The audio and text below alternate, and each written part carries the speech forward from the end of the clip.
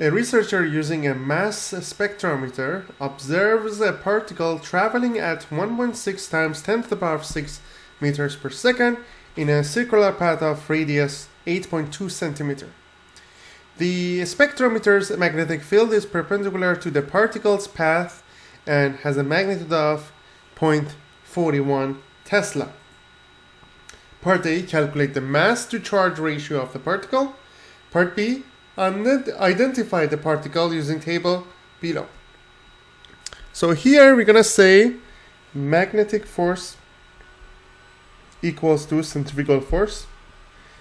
Magnetic force is B times V times Q times sine theta. And centrifugal force is going to be mv squared over r. It says they are perpendicular. So it means that sine 90 and sine 90 is 1. So that relationship is going to be simplified to bvq equals to bv squared over r. Then after that we need to simplify it. This squared cancel out with this v here, and velocity is given, mass is not given, radius is given, b is given, q is not given. So what I can say, if we rearrange it in terms of mass to charge, I can say m over q will be equal to b times r divided by v. So m divided by q is going to be b, which is 0.41.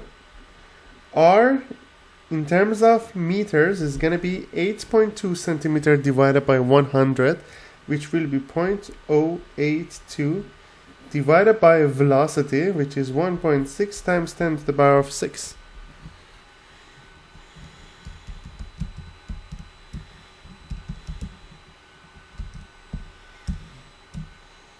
So that's going to give me 2.1 times 10 to the power of negative 8.